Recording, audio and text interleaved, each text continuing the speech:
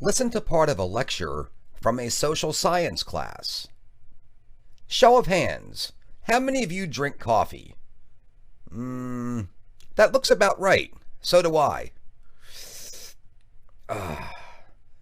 According to those who know more than I, about 8 out of every 10 Americans drink coffee each morning, and the typical American will have 3 cups of it per day.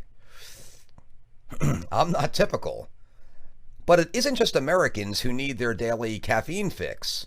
Those same people in the know estimate that more than a third of all the people in the world drink coffee, which makes it the #1 processed beverage on the planet. Sorry, Coke. We do. Most drink coffee for the stimulation provided by caffeine.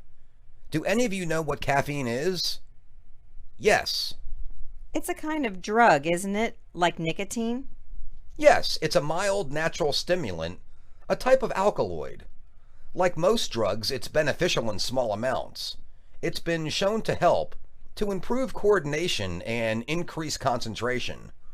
Also, like most drugs, in large amounts it's harmful, and several studies suggest it could contribute to serious ailments such as cancer and heart disease. Oh no, my chest! Ha! Just kidding. Seriously though, would you drink coffee because of the taste alone? 1 cup contains about 100 milligrams of caffeine, which is twice as much as a cup of tea, and 3 times as much as a cup of cola. Now, yes, question. How large is a cup? Good question. 6 ounces. Now, because of its popularity, coffee has become one of the world's most important commodities.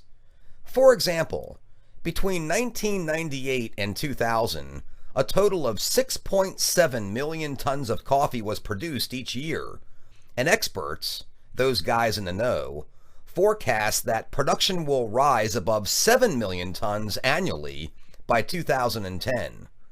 Coffee is the world's 5th, no, make that 6th largest agricultural export in terms of value. Though people in Europe and the United States drink 85% of all exported coffee, it's becoming increasingly popular in traditional tea-drinking Asian cultures, such as China and Japan. Japan, in fact, has become the world's, 7th largest retail market for coffee, as well as its 3rd largest importer. And in China, the Starbucks has opened almost 450 shops since first entering the country in 1998. So coffee clearly plays an important role on today's world stage. How did coffee become so popular? Well, it really always has been. The first coffee beans are rumored to have been discovered by a goat herder in 9th century Ethiopia. The story is that this goat herder discovered his goat eating these strange berries from a strange plant. The herder tried the berries, probably got buzzed out of his mind, and ran back to his village to spread the news of his exciting discovery. People enjoyed the new beans so much, they would later literally steal for a good cup of coffee, as we shall see.